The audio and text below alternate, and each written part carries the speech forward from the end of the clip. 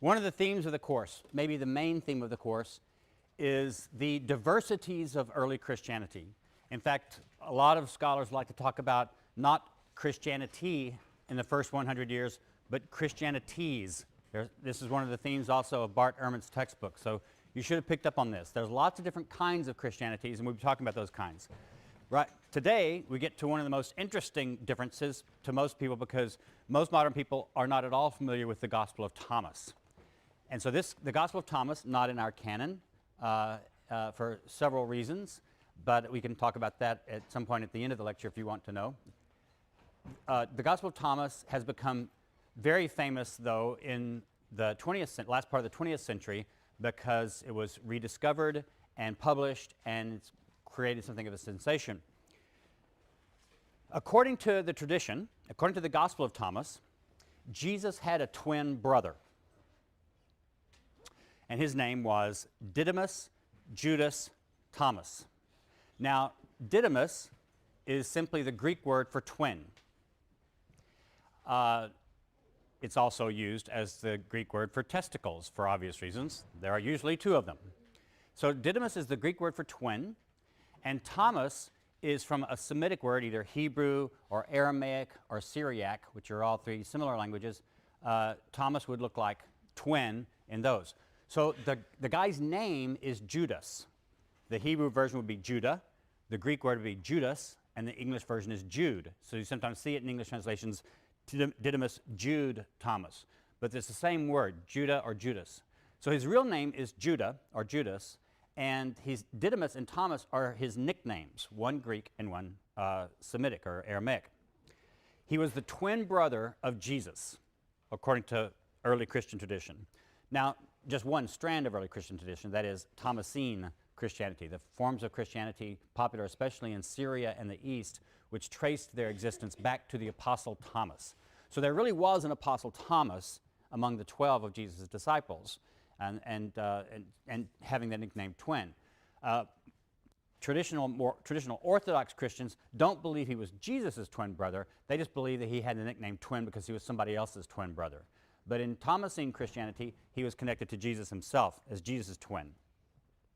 According to some forms of Eastern Christianity, therefore, especially the early forms in Syria, Mesopotamia, and India, and yes, there was very, very early forms of Christianity in the west coast of India, and if you meet an Indian person who's from that part of India and who considers themselves Christian, and they've been Christian for generations and generations, they will tell you, yes, Thomas was the apostle who brought the gospel to India the first time.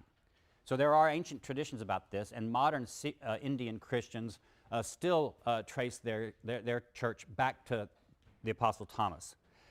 There are all kinds of Thomas literature from the ancient world. It's not all alike. It doesn't all represent one kind of Christianity or one church or even one region.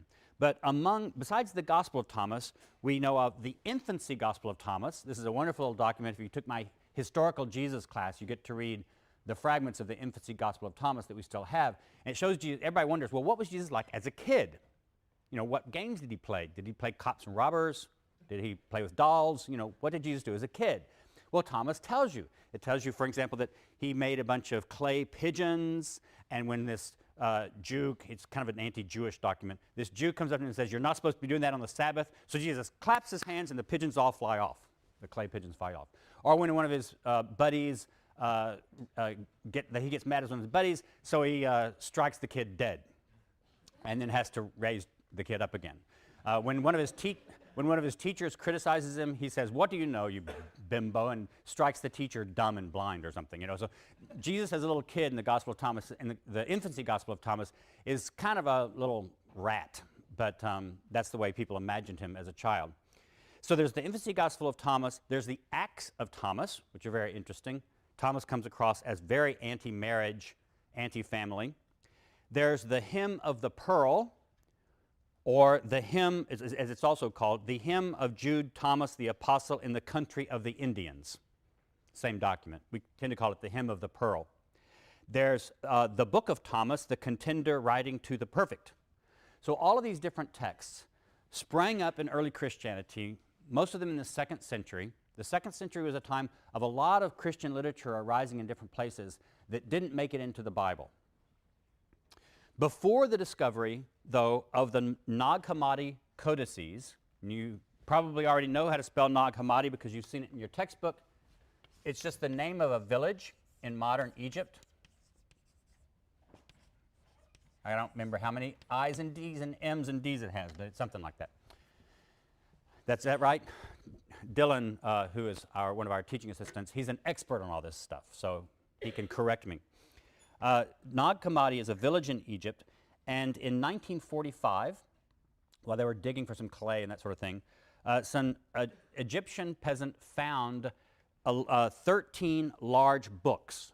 Remember the word codex or codices I talked about in one of the early lectures means the kind of book that has pages and all sewn up on one side to distinguish it from a book that's in a scroll form.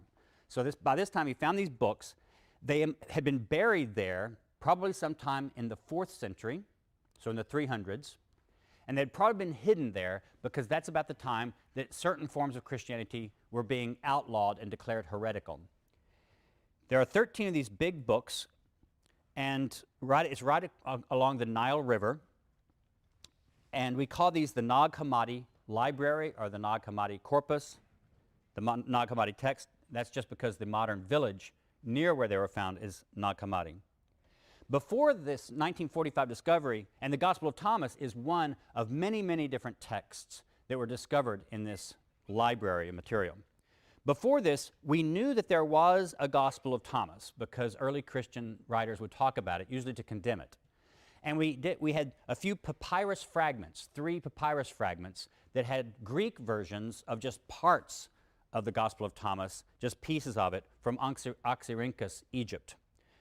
But the Nag Hammadi discovery was really very, very exciting because it greatly increased our knowledge of some forms of Christianity that the only thing we had known about them was by Orthodox writers condemning it. And you know, when one kind of writer is condemning another bunch of people, you can't necessarily trust what they say.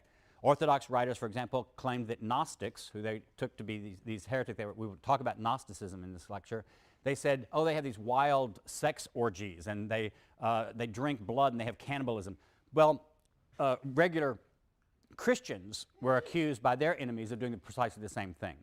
So we don't believe everything, but when we found these Nag Hammadi texts, we had sort of first-hand texts from these people who understood Christianity differently than what would come to be Orthodox Christianity. Now, the modern study of Gnosticism, therefore, has been completely revolutionized by this study because it brought to light a complete version of the Gospel of Thomas, although it was in Coptic translation of the Greek. It was originally written in Greek, translated into Coptic, which is an ancient Egyptian language. But it also brought to light all these other texts, not all by the same people, not all reflecting the same views. Some of them, for example, are just pieces of Plato or parts of the Bible and that sort of thing. These texts, as I said, were the texts we actually have, the Nag Hammadi codices, were written around the time 350, and we know this because the cardboard that was used to bind these things was made out of papyrus fragments and paper fragments that were older. So by dating some of the pieces of paper that were used to make the cardboard that bound these things, we can tell when at least these books were put together.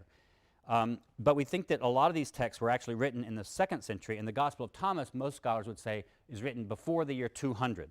Some scholars believe that the Gospel of Thomas goes all the way back to the 1st century and may even be as early as Mark or Q or even earlier. I think probably the majority of scholars don't believe that. I think the majority of us believe that the Gospel of Thomas was probably first written in Greek in the first half of the 2nd century, so between 100 and 150. But we don't really know. It's just a complete guess. Some of the sayings in the Gospel of Thomas look actually older. Bart Ehrman talks about why you would think a saying in one form might be older than a saying in another form.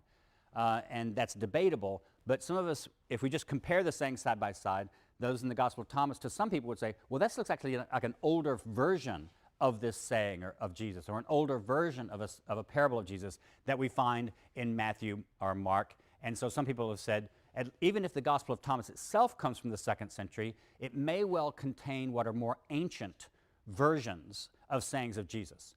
This is why when people do historical Jesus research, that is, trying to figure out from the multiple Gospels that we have, what did the historical Jesus really say and really do, historically determined, people will use the Gospel of Thomas sometimes to say, well, this is actually more likely what Jesus actually, close to what Jesus actually said, and the canonical Gospel writers have edited it up a bit.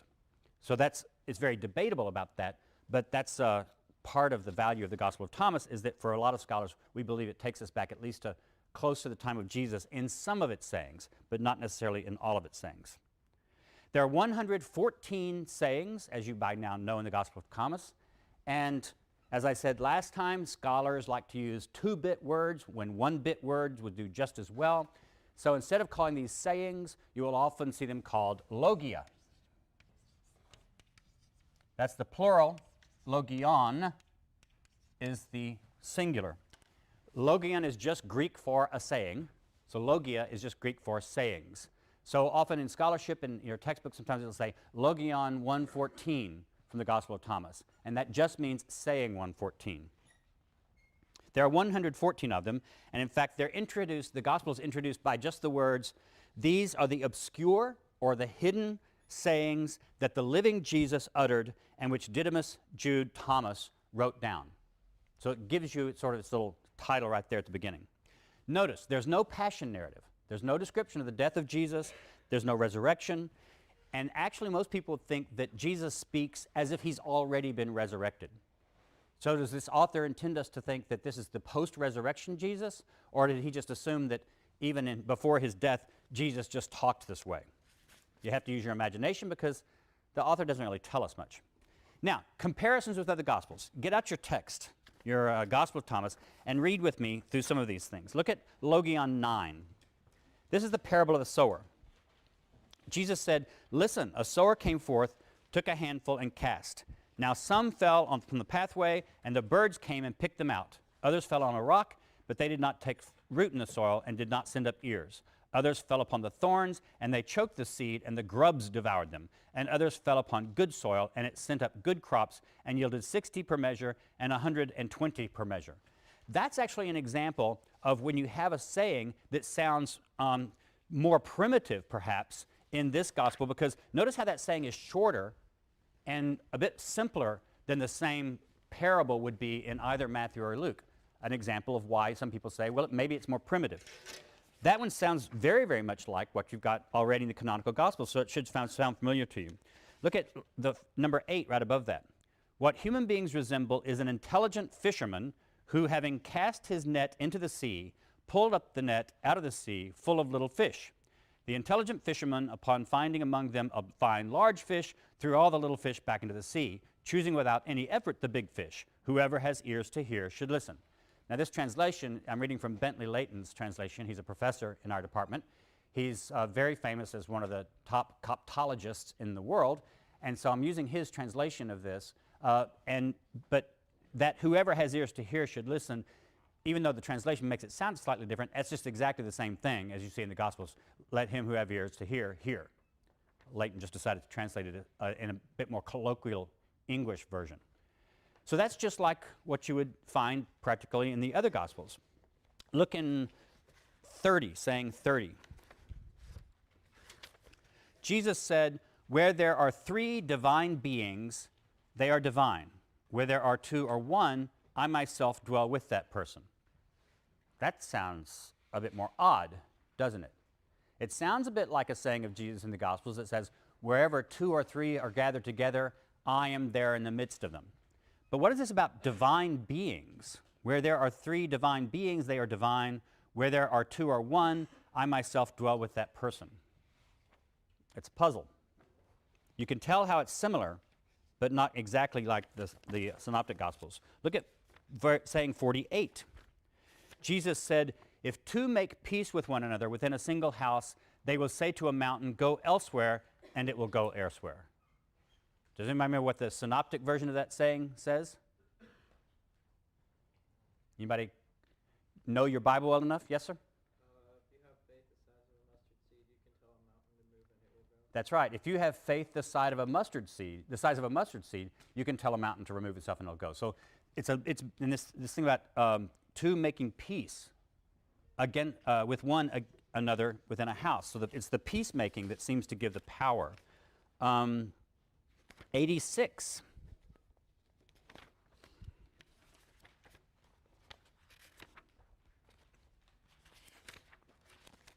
Jesus said, "Foxes have their dens and birds have their nests, but the Son of Man has nowhere to lay his head and gain repose." Now that sounds funny.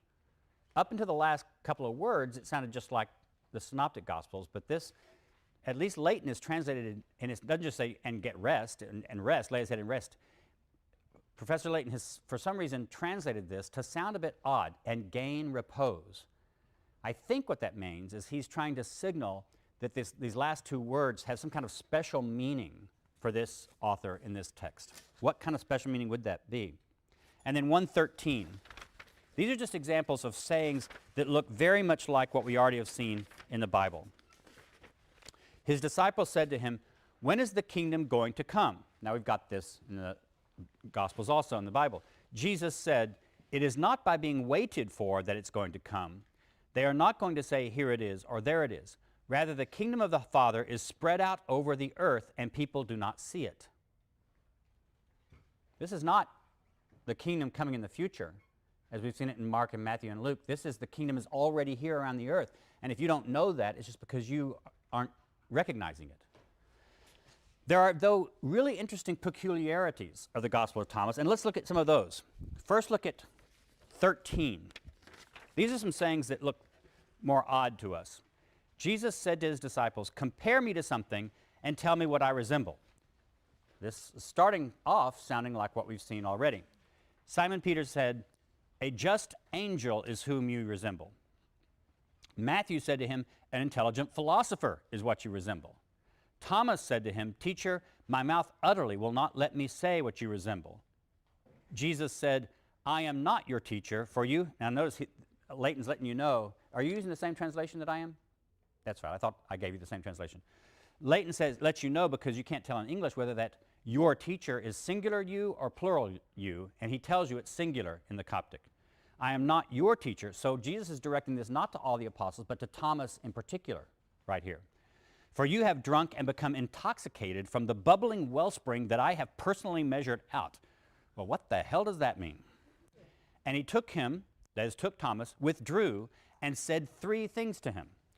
Now when Thomas came to his companions, they asked him, 'What did Jesus say to you?' Thomas said to them, 'If I say to you,' plural, 'one of the things that he said to me, you will take stones and stone me, and fire will come out of the stones and burn you up.'" Sort of an ancient version of, "I'd tell you, but then I'd have to kill you."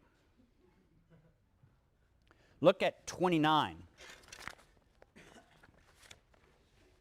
Jesus said, "It is amazing if it was for the Spirit that flesh came into existence. And it is amazing indeed if spirit came into existence for the sake of the body. But as for me, I am amazed at how this great wealth has come to dwell in this poverty." What does that mean? Look at the very last saying. I hope some of you noticed this when you were reading over this before you came to class. Simon Peter said to them, "Mary should leave us." He's talking about Mary Magdalene, probably. "For females are not worthy of life." Jesus said, "See, I am going to attract her to make her male, so that she too might become a living spirit that resembles you males. For every female that makes itself male will enter the kingdom of heaven." Okay.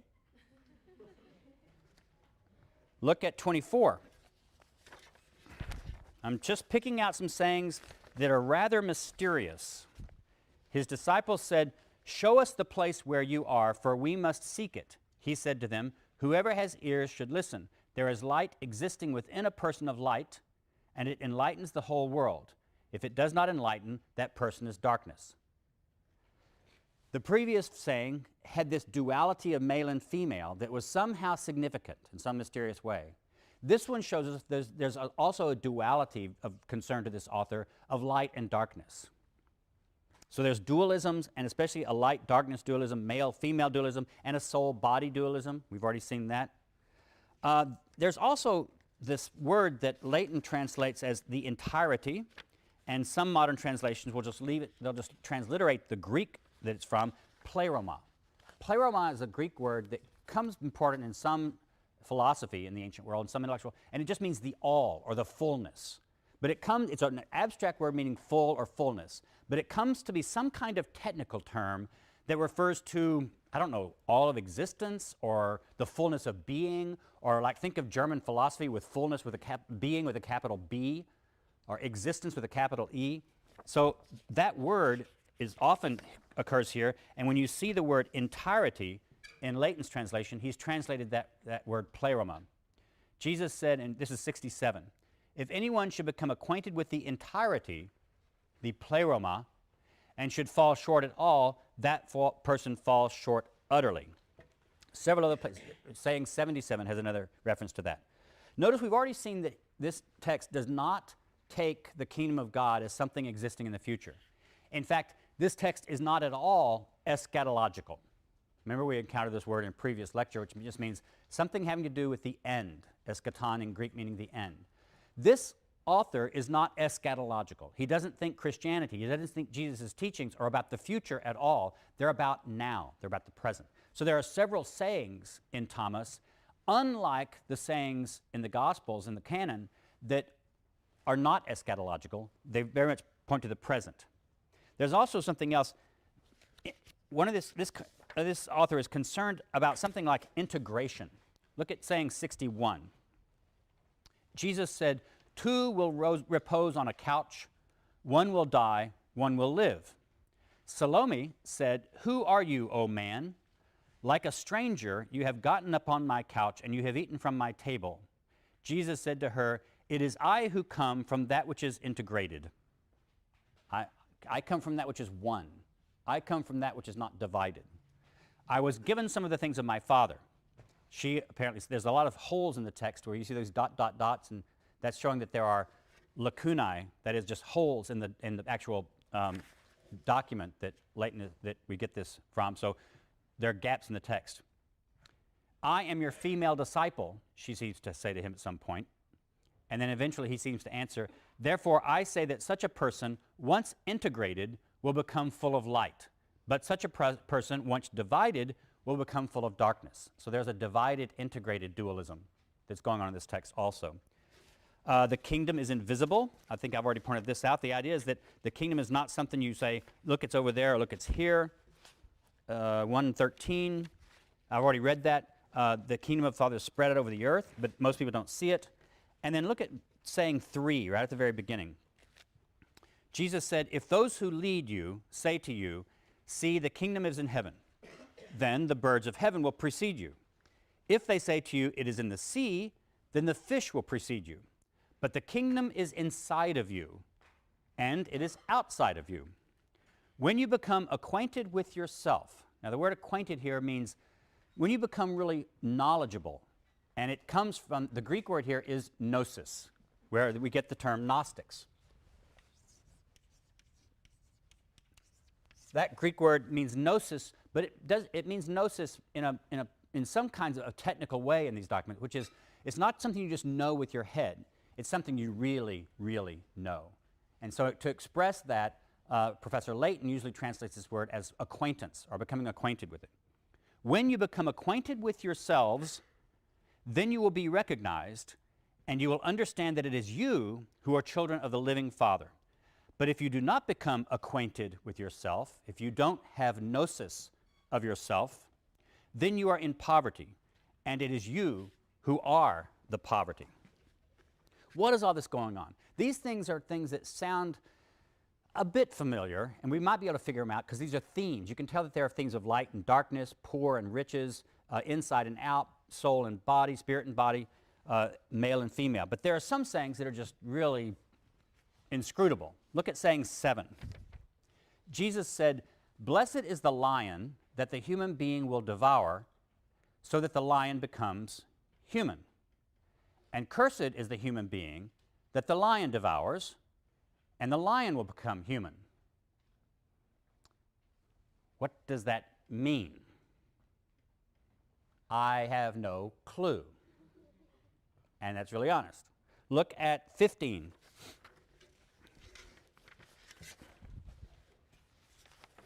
Jesus said, When you, and here's a plural you, see one who has not been born of woman, fall upon your faces and prostrate yourselves before that one, it is that one who is your father. Someone not born of women is your father. 97. Now, you see, aren't you glad that I didn't make you do an exegesis paper of these sayings? Jesus said, what the kingdom of the Father resembles is a woman who was conveying a jar full of meal. When she had traveled far along the road, the handle of the jar broke, and the meal spilled out after her along the road. She was not aware of the fact. She had not understood how to toil. When she reached home, she put down the jar and found it empty. How profound, Jesus. She lost her meal, and she found her jar empty when she got home. Okay. 98, right below that.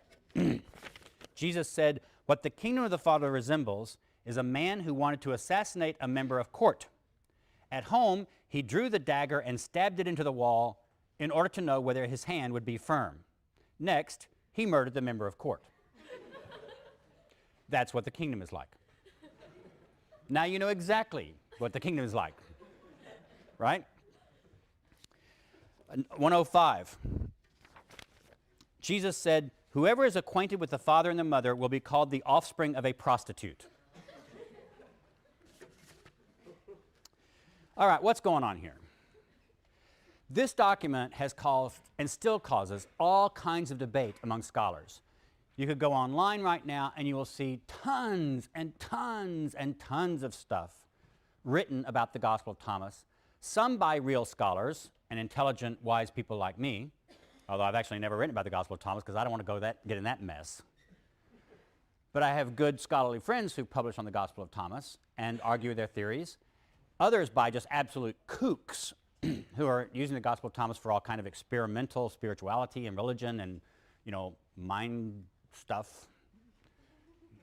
I'm trying to watch my language. So, but then you'll also have, even if you took very reputable scholars, you will have wide differences of opinion. And one of the big differences of opinion right now, when the Gospel of Thomas first became published, people are sort of talking about it as, oh, this is a Gnostic gospel. It represents a form of Gnosticism, which I'll explain in a moment. Other people have said, no, it's not Gnostic. It doesn't have all the main things that we look for. In fact, they've even said we shouldn't even use this term Gnosticism anymore because it doesn't refer to anything we can actually locate in the ancient world. It refers to a whole bunch of different things, and nobody can come up with a good definition of Gnosticism or the Gnostic church. So scholars right now, some scholars will say, let's get rid of the term entirely and call it something else, whatever it is this thing is. Others continue to use the term. Bart Ehrman wrote your textbook, if you'll notice. He goes ahead and sort of takes the Gospel of Thomas as representing some kind of Gnosticism, but maybe not all of whatever would be called Gnosticism, and he admits that there's a big debate. Now I'm going to, a little bit of terminology. I've already told you what the term Gnostic comes from, this word gnosis. And the word Gnostikos was used by some people in the ancient world to refer to themselves, but they didn't necessarily mean by that they were in some kind of sect called Gnosticism. For example, Clement of Alexandria, who wrote around the year 200, a very famous early Christian scholar, considered by later Christianity to be perfectly orthodox. He talked about Gnostic Christians and thought he was himself a Gnostic Christian. And what he meant by that apparently was just that he was one of the more knowledgeable. He was one of the more wise Christians. He was in the know. And he seems also to have had an idea that there were two kinds of Christian knowledge. There's public knowledge that all Christians have, and then there's special kind of hidden knowledge, esoteric knowledge that only certain kinds of Christians have.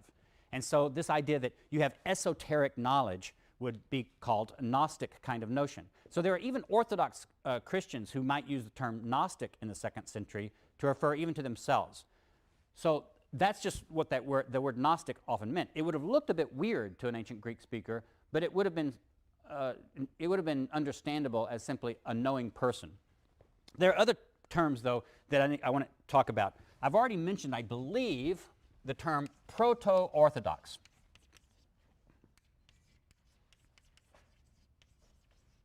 The word orthodox, of course, just means right thinking, right opinion. Ortho, from Greek, right, or true, or correct, or straight. Doxa, meaning opinion or thoughts, or then it comes to mean doctrine, too. The problem with using the word orthodox is that the opposite of orthodox is usually heresy. Eventually, through different church councils in the 4th and 5th and 6th centuries, what counted as Orthodox Christianity became more clearly defined, and then anything that wasn't that could be labeled heretical Christianity, and it was even outlawed at different times in late antiquity.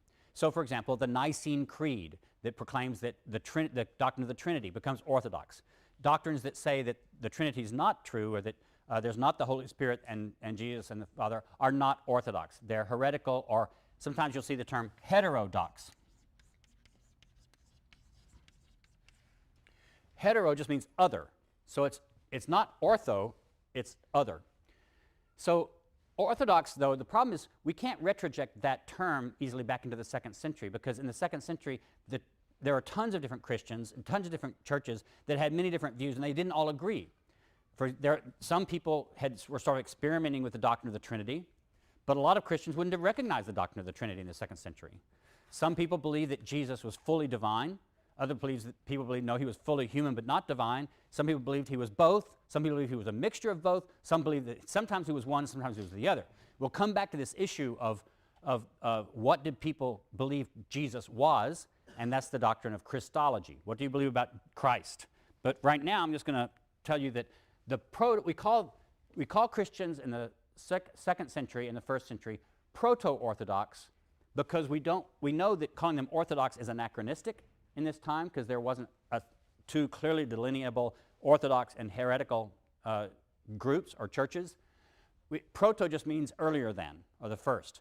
So a lot of scholars, Bart Ehrman is one of them, uses this term proto-Orthodox, and all it means is those Christians living in the 1st or 2nd century whose views happened to win out eventually. They happened to hold views that would eventually be the winners in the fight between orthodoxy and heresy, and be declared Orthodox or correct Christianity.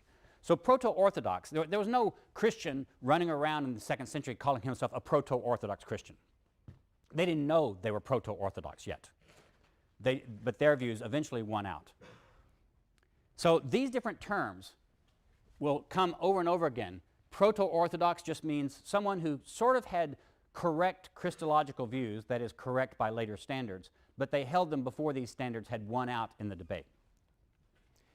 Ancient Gnosticism, if you want to call it that, does not seem to have been one church.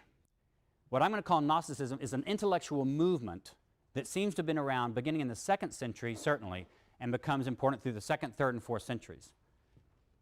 It's not a church or an institution in the sense that we doubt that you could have walked into, say, the town of Antioch and looked for the Gnostic church. It seems like the people who wrote these documents and collected these materials that we find in the Nag Hammadi text and the Gospel of Thomas, they seem to have been intellectuals who were impressed with Jesus, impressed with the Jewish scripture in a lot of cases, impressed with a lot of the teachings of Christianity, but they interpreted them through the eyes of a certain popular Platonism at the time. That is, they seem to have been influenced by different philosophical views and also just different intellectual views.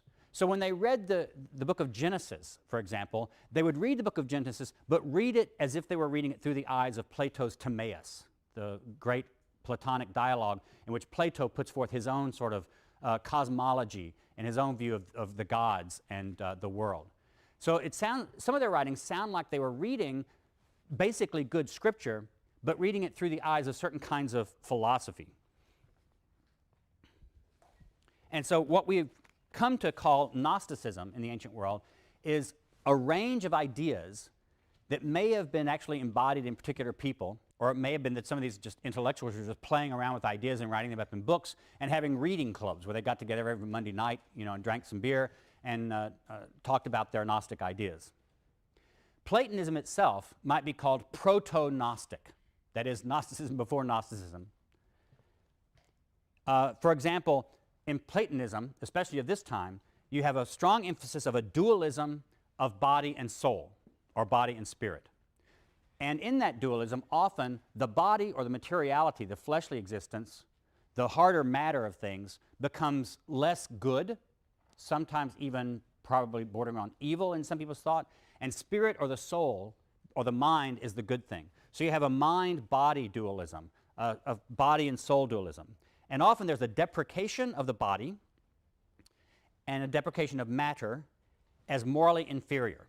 Now, why would matter be considered inferior to non-material substance? Because what happens to your body eventually? You all have gorgeous bodies now, but eventually you're going to look like me. Your hair is going to fall out, your ears going to get too big, your nose won't stop growing, and then eventually you'll even get beyond me, and you'll die, and you'll rot, and you'll disappear. The body is material, and the ancient thinkers all knew that matter passes away. Anything that is material is going to pass away and be destroyed and be gone. But things that are not material, like ideas, an idea, the great thing about an idea is that it never need die. So the spirit or the soul in Platonic theory was superior to material stuff because, and it was the only thing that could live forever, be infinite. They also sometimes you see, especially in later Platonism, the idea that not only is the body temporary, not eternal, and passing away, but the body is also a prison because your spirit, they believed, wants to get out of the body. Aren't you frustrated that you can't just escape your body and go off and go someplace else for a while and zoom out of your body and go to Argentina for the weekend? You know, not have to pay for airfare? Or, you know, so the idea was that the body imprisons your spirit and your soul. And this has come to be a part of Platonism at the time. So what scholars will call basic Gnosticism includes some basic themes that they hold in common. First, the world itself, which is material, is evil.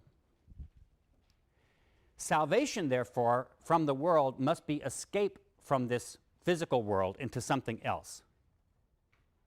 Gross materiality is not only temporary in some texts, but even bad. It's evil.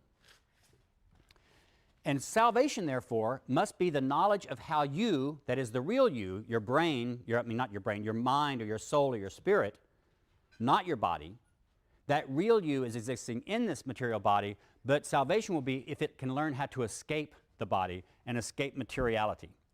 That salvation will become by knowledge, and that knowledge is a secret. Not everybody knows it. So only a few people know it. The content of this knowledge is related to human origins and destination. So sometimes you get these elaborate myths developed in some of these texts. Let's say that the supreme God is, in fact, has no name, is not a particular thing. It's this thought. It's just thinking. It's just abstract thinking. That thinking thinks. Well, what does the thinking thing think? The thinking thinks thoughts. Those thoughts start becoming emanations out of the thinking. And then those emanations think and emanate, and those become lesser beings still. And so the different divine beings, there are lots of divine beings that exist in the universe, and by thinking and being, they emanate inferior forms of being after themselves. And eventually, what happened is those inferior forms of being get less good and less like the most ultimate being. And one of them, according to one myth, Sophia, which means wisdom, it's a female name, but it also means wisdom. Sophia decides she wants to emanate, and she's supposed to do that with a male consort, because by this time these beings have male and female versions of themselves. She's supposed to only emanate or procreate by doing so with her male consort. She decides she wants to be like the supreme God and be able to emanate on her own. So she puts out a being on her own. In other words, she sort of gives birth without needing a man. Just the divine principle. Well, of course, when you do that, you end up with a monster. So the being that came out of Sophia ended up being a clumsy, maybe evil god. All of these are divine beings. That god decided at some point he wanted to create things, and so he didn't really do it very well. So he made our earth. He made the world as we know it. He made little human beings like you, just out of dirt and clay. And that's why, you know, we were all creation, not of the supreme God who would do nothing imperfect, but of some stumbling or evil, at least clumsy God who made us. That explains why, you know, things go wrong. Why is it that my arthritis acts up all the time? Couldn't God have made a human body that didn't have arthritis? Well, it's because the supreme God didn't make this body. The evil, clumsy God made the body. This happened, and so the world that we created, when you read in Genesis, it says God created the world, that's not the highest God. That's some clumsy God down further on the hierarchy of divine beings in the universe. That God created what we are. Now, what happened was at some point, either Sophia or some other beings, they got sorry for all of us clay-like mud people. And somehow a little spark of the divine itself either fell down or got cut up or put in our bodies, or God placed in our bodies or blew it into our bodies. But at least some human beings, not all human beings. In fact, human beings are in different categories.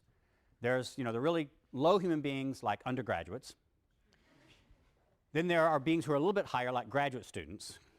And then you have the supreme beings, Gnostics, like professors. So the true Gnostics, so it's not really like undergraduates and graduate stuff, because some of you could be Gnostics. You would be the ones who really have a real spark in you, a spark of the divine. That spark of the divine wants to escape the mud body that it's trapped in. But you probably don't even know that you're really a spark trapped in a mud body until somebody comes along and tells you. And that's the job of the Redeemer. That's what Jesus did. Jesus was a Redeemer from the supreme God who comes in to find those people who have a spark of the divine in them, to blow on that spark, to get it going, and to get you to remember where you came from. You're not a mud body after all. The real you came from God himself, God's very self, the supreme God. So the true message of Christianity, according to these guys, is to learn who you are, where you came from, so you can escape the body and get back to your true origin. That is, you will become one with God again. And this was expressed in a poem by Theodotus. It went like this: who we were, what we have become, where we were, whither we were thrown, whither we are hastening, from what we are redeemed, what birth is, what rebirth is. Okay, now you answer the riddle. It's a poem riddle. Who we were. If you're a Gnostic, who were you? Answer. Divine being. Thank you. See, it's not hard. I'm not answering questions. I'm just trying. You'll remember this better if you answer. What have you become? Mud, entrapped in a dead body, entrapped in materiality. Where were you? Heaven, with the Divine Father, with God. Whither we were thrown. Where have you been thrown? Into the earth, into the world, into materiality. Where are you hastening? Where are you going in such a hurry? Back to the divine God. What are you redeemed from? You're redeemed from Jesus? The material world. You're redeemed from being embodied. What is birth? In this system, what is birth? Damnation, death. When you're born, your spark is entrapped in your body. That's not a good thing. You shouldn't be celebrating your birthday, for crying out loud. That's like celebrating when you were thrown in prison. And what is rebirth? Death, or learning your true self. Learning that the true self won't die at all. So this learning is your rebirth. So the little poem is a riddle that contains these doctrines within itself. So here's the true self. The spark of light is trapped in an alien body with all its sensual passions. Sex, therefore, sensual desire, erotic desire, is a bad thing, is an evil thing, because you're just trying to trap more sparks into more mud bodies. You're just creating more sparks trapped in mud bodies when you have sex. Evil powers exist, all the different gods that were emanated, a bunch of those are evil, and they fly around the sky in the heavens, and they try to keep the true self asleep or drunk in order to keep the evil world together. In other words, they don't want you to learn, and they don't want your spark to be able to fly through. But really wise guys like me, we have the secrets, and I can give you words, clues, secrets, that if you know those things, you can use these secrets to unlock the gates that lead back to God. So this is kind of a common storyline or myth. There's a hymn of the pearl that I mentioned before, which basically tells this, that a king of the east sends a royal prince by way of the region of Messene to Egypt in order to get a precious pearl, which is being guarded by a fierce dragon. Yeah. It's like a video game, right? The prince is poisoned, or actually drugged would be a better accurate translation, and made intoxicated by the Egyptians. But he, the prince, is awakened by a message from the king. He, the prince, takes the pearl by defeating the dragon with the name of his father and returns to the east, where he puts on a robe of knowledge, gnosis, and ascends to the king's palace, entering the realm of peace and living happily forever after. It's a nice little fable about a prince who goes to a foreign land, finds the thing of value, defeats the evil purposes, and goes back. So some people, therefore, have read the Gospel of Thomas as being precisely this kind of, that some of the sayings of the Gospel of Thomas make sense if you presuppose these mythological structures and ideas. And again, some scholars would say, well, you're just putting together, as a modern scholar, a bunch of disparate kind of texts and ideas and putting them in a system. Well, yes, that's where I disagree with some people, because I want to say I believe that there's enough commonalities between enough documents that we can say that there are people who had these kinds of common ideas. And this basic structure that I've called the Gnostic structure, the Gnostic myth, certainly influenced ancient writings of some sort, and there was some kinds of Christianity that were heavily influenced by this. So, for example, look back to Thomas for our last closing minutes, and let's read some of these sayings that sound puzzling to us. And if we assume this myth, maybe we'll read them differently. Look at 21. Mary said to Jesus, "What do your disciples resemble?" He said, "What they resemble is children living in a plot of land that is not theirs. When the owners of the land come, they will say, 'Surrender our land to us.' They, for their part, strip naked in their presence in order to give it back to them, and they give them back their land." It could be an allegory. Who are the owners of the land? The evil powers that rule the earth. Who are the children? Who are the real disciples of Jesus? Those people who know enough to say, when the earth is demanded of you, when your body is demanded of you by these evil powers, give it up. Just give it. It's not valuable anyway. Look at 24. His disciples said, "Show us the place where you are, for we must seek it." He said to them, "Whoever has ears should listen. There is a light existing within a person of light, and it enlightens the whole world. If it does not enlighten, that person is darkness." Remember how I said some people are just dark people? They're just mud people. But some people have a light in them, and what it means to become a true Gnostic is to learn that you are one who has that light. 37. His disciples said, "When will you be shown forth to us, and when shall we behold you?" Jesus said, "When you strip naked without being ashamed, and take your garments and put them under your feet like little children and tread upon them, then you will see the child of the living, and you will not be afraid."